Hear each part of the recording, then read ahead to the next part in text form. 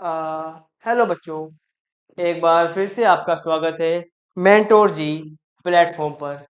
बच्चों, last class में हमने बात की थी सोडियम क्लोराइड से मिलने वाले दो बहुत ही इंपॉर्टेंट कंपाउंड्स पर, जिन्हें हम बोलते हैं baking soda and washing soda बेटा बोलते हैं।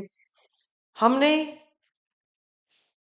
लास्ट क्लास में जब वॉशिंग सोडा बनाया था, हमने एक शब्द यूज किया था बच्चों, वाटर ऑफ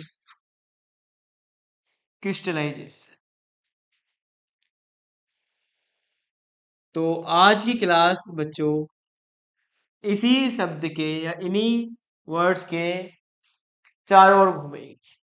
तो वाटर ऑफ क्रिस्टलाइजेशन पहले समझते हैं इसको एक एक्टिविटी से।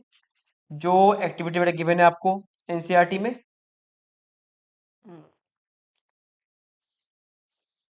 Activity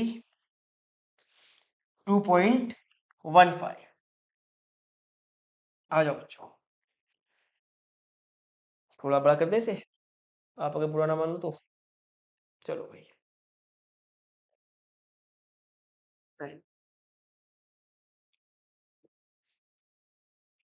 heat a few crystal of sodium,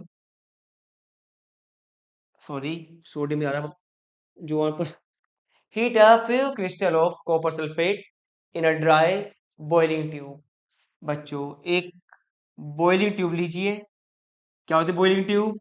ये टेस्ट ट्यूब का थोड़ा बड़ा भाई होता है, थोड़ा बेटा साइज थोड़ा बड़ा होता है और थिकनेस थोड़ी ज्यादा होती है बेटा टेस्ट ट्यूब के मुकाबले इसकी। अच्छी क्वालिटी ये है कि ये काफी देर तक हीट विद स्टैंड कर सकती है, बट टूटती नहीं है आसानी से, आप चाहे कितना भी गर्म कर लो। हमने बच्चों इसमें कुछ क्रिस्टल लिए। हमने बेटा क्रिस्टल लिए किस चीज के? कॉपर सल्फेट के। कलर कैसा होता है? होपफुली आपको दिख रहा होगा बच्चों। थोड़ा बच्चों इससे भी डार्क ही होता है बच्चों, कलर जो है इससे भी डार्क ही होता है। चलो देखते हैं बन जाए तो। चलो जी। तो बेटा ये होता है आपका कॉपर सल्फेट। अब क्या होता है? Copper sulphate. हमने एक बॉइलिंग ट्यूब ली, उसमें क्या डाले बेटा? डाले क्रिस्टल किसके? कॉपर सल्फेट के। अब इसको गर्म किया। गर्म किससे करेंगे? आग से। और बेटा आग कैसी होती है? येलो येलो है ना, ब्लू भी होती है फ्लेम। तो हमने बच्चों गर्म किया इसको strongly. What is the colour of copper sulphate after heating? हम ये पाते हैं बच्चों, हम ये पाते हैं कि जो कॉपर सल्फेट लिया था बच्चों हमने बॉइलिंग ट्यूब में, अब जो है वो ब्लू से वाइट सा बन गया, है ना। जो बेटा ब्लू कलर था, blue colour of copper sulphate,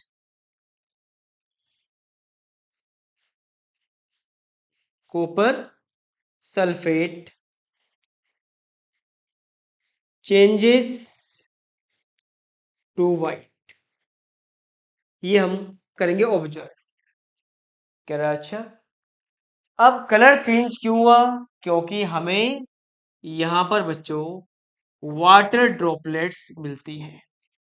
तो हमने क्या करा बेटा? कॉपर सल्फेट लिया एक बॉइलिंग ट्यूब में, हमने स्ट्रांगली हीट करा, हमने पाया कुछ वाटर की ड्रॉपलेट्स यहाँ पर इकट्ठी हो गई थी। और जो कलर था बेटा ब्लू कलर कॉपर सल्फेट का, वो कैसा हो गया? वो हो गया वाइट हो गया। अब वो कह रहा है add 2 to 3 drops of water into the white copper sulphate. अगर मैं इसमें बच्चों, अगर मैं इसमें वाटर ऐड करता हूं 2 to 3 drops, तो क्या होता है बच्चों?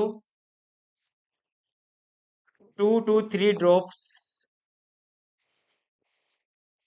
वाटर ऐड करने पे जो कलर होएगा बच्चों, वो वापस ब्लू होने लगेगा। ये होता है बच्चों। अब ऐसा हुआ क्यों? इसी को बेटा करेंगे एक्सप्लेन। तो ये थी एक्टिविटी, हमने एक बॉइलिंग ट्यूब ली, उसमें कॉपर सल्फेट क्रिस्टल लिए। कलर क्या था बच्चों? ब्लू कलर था। स्ट्रॉन्गली हीट करा, तो स्ट्रॉन्गली हीट करने में हमने क्या पाया कि copper sulphate crystal becomes white, and we observe so many droplets at the mouth of boiling tube. अगर हम दोबारा डालते हैं बच्चों पानी, कुछ ड्रॉप, किसमें? वाइट कॉपर सल्फेट में, तो white colour of copper sulphate becomes blue again. अब बात ये आती है कि ये सब हुआ क्यों, इसी को बच्चों पढ़ना है आपको। बेटा एक्टिविटी समझ में आ गई होगी। चलो पढ़ते हैं इसको। बेटा होता क्या है, जो कॉपर सल्फेट है ये होता है इसका फॉर्मूला CuSO4.5H2।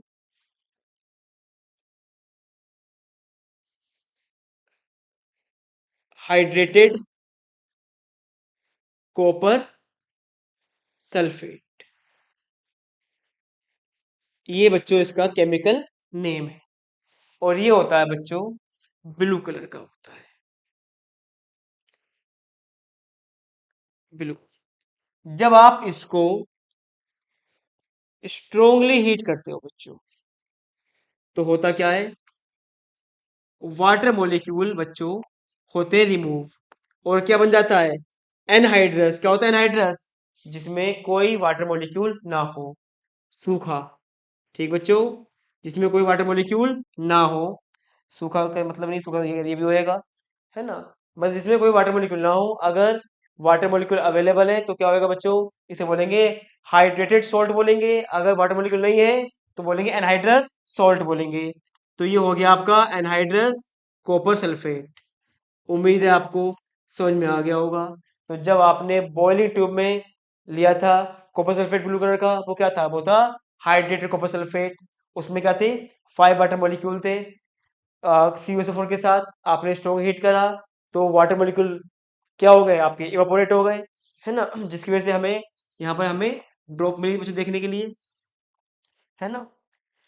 इसी वजह से जो कलर था वो चेंज हो गया। अब इन्हीं 5H2 को बच्चों हम क्या बोलते हैं? हम बोलते हैं water of crystallisation, water of crystallisation. आओ समझते हैं क्या होता है water of crystallisation. Fixed number of water molecules present in formula unit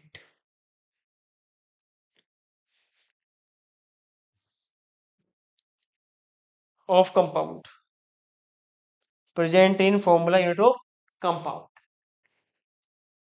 This is called water of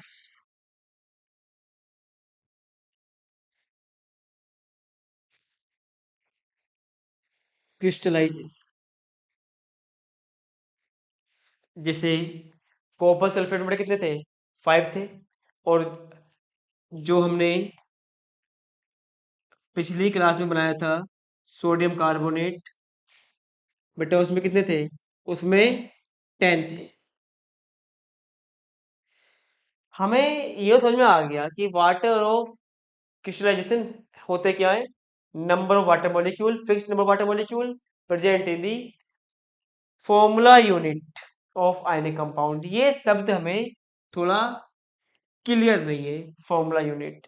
तो बच्चों अगर ये आपको वर्ड जानने हैं, थोड़ा सा मैं आपको ले चल रहा हूँ। जरा सुनिए।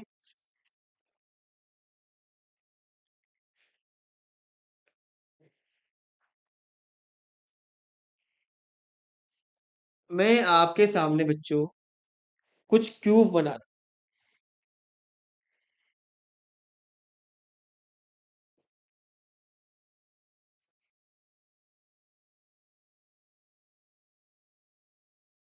थोड़ा सुनना बेटा बच्चों ध्यान से।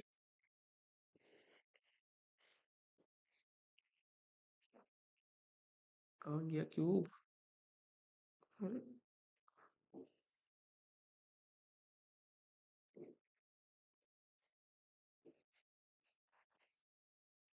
हम्म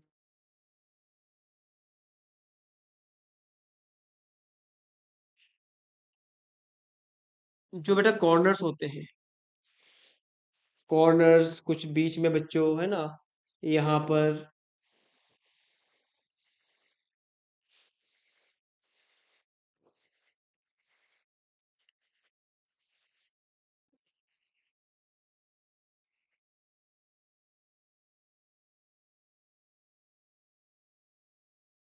यहाँ कुछ रह गया, चलो होता रहेगा जो।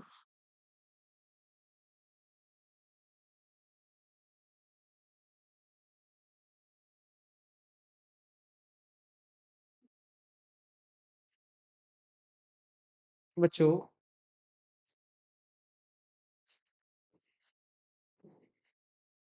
चलो बेटा, अगर मैंने जो आपके सामने ये कई सारे क्यूब बनाए हैं ना, अगर आप ये स्ट्रक्चर होता है नमक का, NaCl का, जो आप खाते हो बेटा है ना, हम यूज करते हैं डेली लाइफ में। ये जो सर्कल है ऑरेंज ऑरेंज, ये रियल में कुछ बेटा ऐसे होते हैं, रियल में कुछ ऐसे होते हैं। ये आपस में टच कर रहे हैं बेटा एक दूसरे को, है ना। ठीक है, अब मैं यहाँ पर अगर दिखा दूँ थोड़ा कंफ्यूज हो जाते हैं आप। ठीक है, कुछ ऐसे टच करते हैं, और जो बच्चों इनकी होता है बीच में स्पेस, इन्हें वॉइड बोलते हैं। तो कुछ ऐसा होता है जो आपका होता है, अगर आप एक दाना, एक क्रिस्टल ले रहे हो नमक का बच्चों, उस एक क्रिस्टल के अंदर कई बिलियंस जो है ऐसे क्यूब लाइन से फैले होते हैं, ऊपर नीचे आगे पीछे दाएं बाएं सब जगह बच्चों। ठीक, और जो ये कॉर्नर्स होते हैं और जो होते हैं बेटा स्पेस, जो होती है एजेस, यहाँ पर Na+ और Cl- अरेंज होते हैं। ठीक है, अब ये जो बेटा पूरा पैटर्न है, पूरा जो होता है पैटर्न सॉलिड का, खासकर आयनिक कंपाउंड्स का बेटा, ये कहलाता है लैटिस कहलाता है। 3D arrangement, regular 3D arrangement, बेटा क्या कहलाता है आपका, ये लैटिस कहलाता है। अब इस लैटिस में कौन सा स्ट्रक्चर बार बार रिपीट हो रहा है, तो आपका आंसर होगा क्यूबिक, है ना बेटा। ये जो बेटा क्यूब है, ये क्यूब बार बार बच्चों क्या हो रहा है, रिपीट हो रहा है ये क्यूब, या जिसको मैं थोड़ा अंडू कर दूं। ये बच्चों बार बार रिपीट हो रहा है, जरा मैं इसको थोड़ा डार्क लाइन से कर दूं, है ना बेटा। ये क्यूब बिग जो बेटा स्ट्रक्चर है, ये बार बार रिपीट हो रहा है। इसी है ना बेटा, बार बार क्यूबिक ही क्यूब ही क्यूब रिपीट हो रहे हैं। मैंने कहा ना बिलियंस बिलियंस क्यूब होते हैं।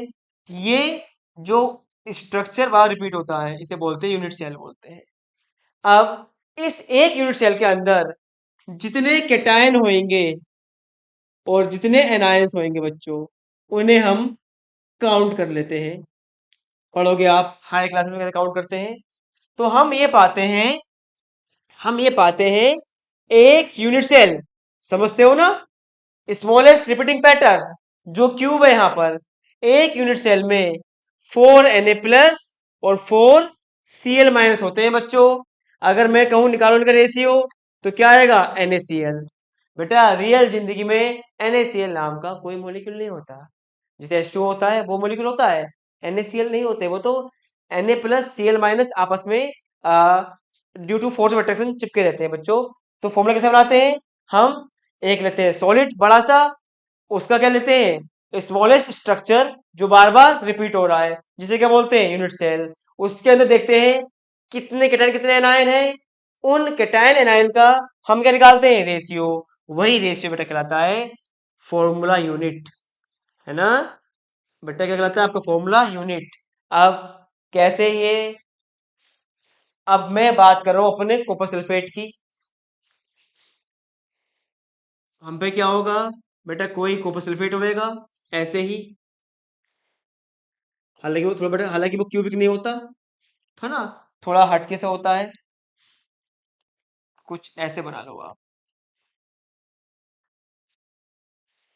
कुछ बेटा ऐसा होता है स्ट्रक्चर कॉपर सल्फेट का।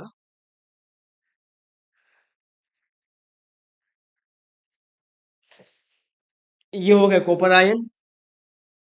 मैं यहाँ बना रहा हूँ हल्का सा।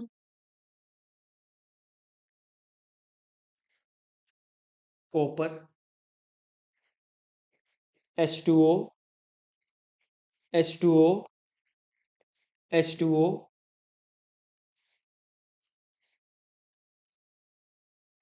बेटा H2O, और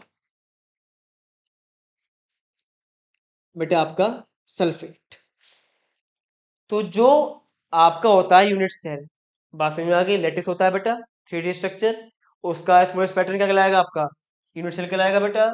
यूनिट सेल के अंदर कितने कैटायन कितने एनायन है उनका लेते हैं बेटा रेशियो, वही बन जाता है उसका फॉर्मूला बन जाता है आयनिक कंपाउंड का। ऐसे बच्चों हम क्या करते हैं, हम लेंगे लेटिस कॉपर सल्फेट का। आपने अगर एक भी लिया क्रिस्टल कॉपर सल्फेट का, उसके अंदर कई बिलियंस कुछ ऐसे होंगे स्ट्रक्चर, ऊपर नीचे दाएं बाएं, है ना, हर जगह। हम क्या लेंगे, एक लेंगे स्ट्रक्चर जो पैटर्न बार रिपीट कर रहा है। ये पैटर्न बार रिपीट करता है बच्चों, क्या बोलेंगे इसे? इसे यूनिट सेल बोलेंगे। इस यूनिट सेल की स्टडी करने पे हमने पाया, मतलब कई सारे कॉपर थे, कई सारे क्या थे, सल्फेट आयन थे, कई सारे बेटा क्या होंगे, वाटर मॉलिक्यूल थे। जो रेशियो आया वो ये आया, CuSO4.5H2O। तो बेटा ये है आपका वाटर ऑफ क्रिस्टलाइजेशन, है ना। जो मेटल आयन होएगा, उस मेटल आयंस के साथ कितने वाटर मॉलिक्यूल जुड़े हुए हैं, कितने सल्फेट जुड़े हुए हैं। एक बेटा यूनिट सेल के अंदर कई सारे कॉपर होते हैं, कई सारे सल्फेट होते हैं, कई सारे बेटा वाटर मॉलिक्यूल होंगे, उनका निकालते हैं रेशियो। जो सिंपलेस्ट रेशियो निकल के आता है वही कहलाता है आपका फॉर्मूला यूनिट। अब आप मेरी बात समझ गए होंगे कि क्या होता है फॉर्मूला यूनिट, है ना। तो इस शब्द के बेटा इतना बड़ा लॉजिक होता है इसके पीछे, कि जो होते हैं आयनिक कंपाउंड्स वो कैसे करते हैं एग्जिस्ट। NaCl नहीं करते एग्जिस्ट, हम क्या करते हैं, पूरा लेटर्स लेते हैं, है ना। फिर हम एक देखते हैं पैटर्न जो बार रिपीट कर रहा है, उस पैटर्न के अंदर देखते हैं कितने कैटायन कितने एनायन है, कितने वाटर मॉलिक्यूल हैं, उन सबका जो सिंपलेस्ट रेशो निकल के आता है वो कहलाता है आपका फॉर्मूला यूनिट कहलाता है। ठीक है। तो हमने पाया in the case of copper sulphate crystal, one unit cell contain so many copper ion sulphate ion and water molecule. जो रेशियो निकल के आया, one copper one sulphate and five water molecules. तो number water molecules present in formula unit अब बेटा clear हो गया। This is called water of crystallisation. ठीक है। और ध्यान रखना, वाटर ऑफ क्रिस्टलाइजेशन क्यों इंपॉर्टेंट है। वाटर ऑफ क्रिस्टलाइजेशन अफेक्ट करते हैं, वाटर ऑफ क्रिस्टलाइजेशन बच्चों कलर पर डालते हैं इम्पैक्ट, है ना। ब्लू कलर था, गर्म करने पे क्या हो गया, वाटर निकल गया, व्हाइट हो गया। और बच्चों आप पढ़ोगे आगे, ज्योमेट्री पे फर्क डालेंगे, है ना, बहुत चीज जुड़ी हुई है इनसे आपस में। लेकिन फिलहाल ध्यान रखना, water of crystallisation class 10th के हिसाब से वो कंपाउंड के कलर पर इम्पैक्ट करते हैं। तो अगर वाटर के मॉलिक्यूल ज्यादा कम हो गए तो कलर चेंज हो जाता है। जैसे कि हमने ऑब्जर्व किया, जब वाटर मॉलिक्यूल थे कॉपर सल्फेट सल्फेट के पास तो ब्लू कलर का था, जब हमने स्ट्रॉन्ग हीट करा तो वाटर मॉलिक्यूल निकल गए, वो वाइट हो गया। ठीक है बच्चों, ये फर्क पड़ता है वाटर ऑफ क्रिस्टलाइजेशन का। ठीक है। अब कुछ कंपाउंड्स जो बेटा आपके सिलेबस में है, पता होने चाहिए, कि जो आपका वॉशिंग सोडा है, वॉशिंग सोडा कंटेन्स, है ना, वन फॉर्मूला यूनिट। अब आपको मतलब समझ में आ गया होगा, यानी एक यूनिट सेल के अंदर जितने कैटायन एनायन है और पानी के मॉलिक्यूल उनका simplest ratio, one formula unit contains 10 water of crystallisation. ठीक। ऐसे ही बच्चों मेरे पास क्या है, copper sulphate hydrated, you can see one formula unit of hydrated copper sulphate contains 5 water of crystallisation. एक और सॉल्ट है बेटा जिसके बारे में बात करेंगे अभी हम, जिप्सम, है ना। 1 formula unit of gypsum contains 2 water of crystallisation. ठीक है बच्चों, एक बार फिर बेटा आप रिकॉल कर लीजिए मैंने क्या कहा। Water crystallisation, number of water molecule present in the formula unit of ionic compound, this number is called water of crystallisation. फिर मैंने बताया है क्या होता है फॉर्मूला यूनिट, कि जो होते हैं सॉलिड्स उनमें कई बिलियंस होते हैं बेटा, जो कई बिलियंस होते हैं। एक होती है, एक पैटर्न होता है स्मॉलेस्ट पैटर्न, जिसे यहाँ क्यूब है बेटा। जब कई बिलियंस क्यूब रिपीट हो जाते हैं तो बच्चों बनता है NaCl का एक बनता है क्रिस्टल बनता है, तो जिसे लेटिस बोलते हैं। तो जो भी आयनिक कंपाउंड है वो कैसे करेगा एग्जिस्ट लेटिस में, क्रिस्टल में। उस क्रिस्टल का सबसे स्मॉलेस्ट पोर्शन का कहलाएगा यूनिट सेल कहलाएगा। उस यूनिट सेल में कितने कैटायन कितने आयन है उनका हम सिंपलेस्ट रेशियो निकाल देंगे बच्चों। वही सिंपलेस्ट रेशियो क्या कहलाता है, फॉर्मूला यूनिट कहलाता है। ठीक है, तो मैंने ऐसे बताया कि कॉपर सल्फेट के लिए भी हमने क्या लिया, क्रिस्टल लिया। हमने क्या क्या हमने उसकी क्या करी स्टडी, हमने स्टडी करी उसकी यूनिट सेल की। हमने उसमें पाया कितने कॉपर आयन है, कितने सल्फेट आयन है, कितने वाटर क्रिस्टलाइजेशन मॉलिक्यूल है ना, वाटर मॉलिक्यूल है। उनका सिंपलेस्ट रेशियो निकाला बच्चों, तो ये आया। ये नंबर जो है 5 वाटर मॉलिक्यूल, यही कहलाए वाटर ऑफ क्रिस्टलाइजेशन। ठीक है, अब बच्चों चलते हैं आगे।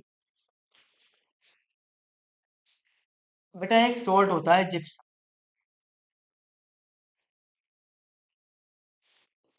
इसका फॉर्मूला होता है CaSO4.2H2। Ca4 calcium, SO4 sulphate, 2,4 die, और बेटा H2 क्या होता है, हाइड्रेट। जब भी वाटर मॉलिक्यूल आपके आयनिक कंपाउंड में मतलब लेटिस में इन्वॉल्व है, उसके लिए बेटा क्या होता है यूज, हाइड्रेट होता है बेटा यूज। अगर हम इस जिप्सम को हीट कर दें बच्चों, ध्यान रखना टेम्परेचर ये इंपॉर्टेंट है। अगर हम हीट कर देते हैं बच्चों तो हमें मिलता क्या है, हमें मिलता है ये CaSO4.12H2O, जिसे बोलते हैं कैल्शियम सल्फेट हेमी हाइड्रेट बच्चों बोलते हैं। और ये कहलाता है आपका POP कहलाता है, प्लास्टर ऑफ पेरिस कहलाता है। यही CaSO4.12H2O बेटा क्या कहलाता है, ये POP कहलाता है, प्लास्टर ऑफ पेरिस।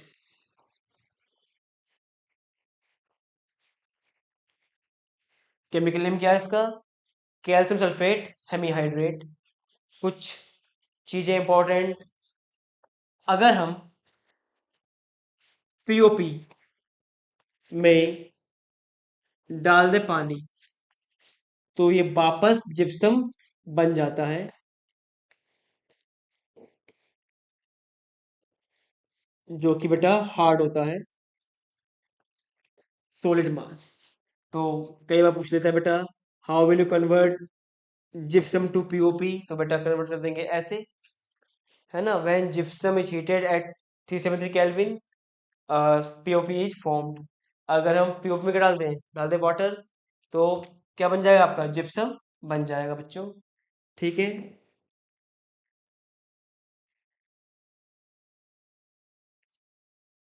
ठीक, जो कि एक होता है सॉलिड मास होता है। अब जो बेटा POP है, नाम बता रहा है प्लास्टर ऑफ पेरिस, इसका यूज बेटा करते हैं प्लास्टर, जो POP होती है घरों में, जो डिजाइन बनते हैं उसमें होता है इसका यूज। और जो अगर बॉन्ड्स ब्रेक हो जाती हैं तो जो चढ़ता है बेटा प्लास्टर, वो भी क्या होता है, वो भी POP का ही होता है।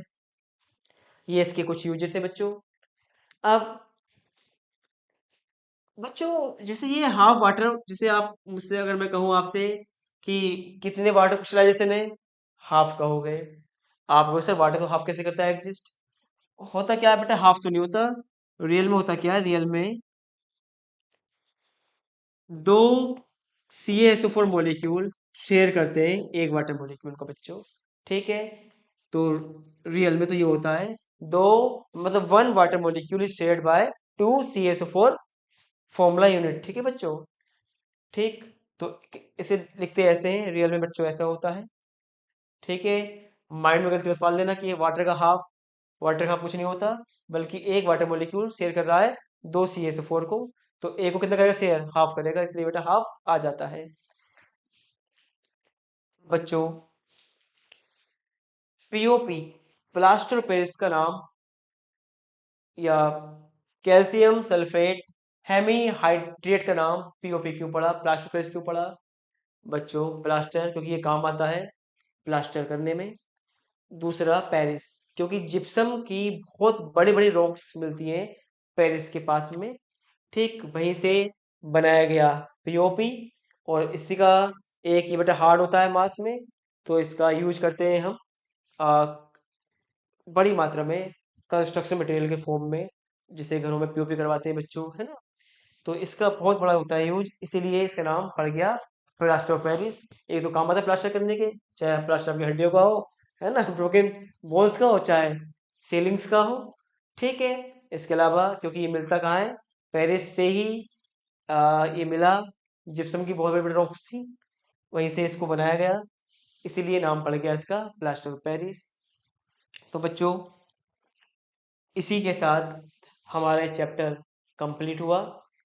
अब अगली क्लास में बच्चों हम बात करेंगे इस चैप्टर की पूरे NCERT इन टेक्स्ट, टेक्स्ट एक्सरसाइज और लेटेस्ट पैटर्न पे जो बेटे क्वेश्चंस आ रहे हैं उनकी भी प्रैक्टिस करेंगे। आप यूं ही जुड़े रहिए हमारे साथ। तब तक के लिए goodbye, god bless you बच्चों।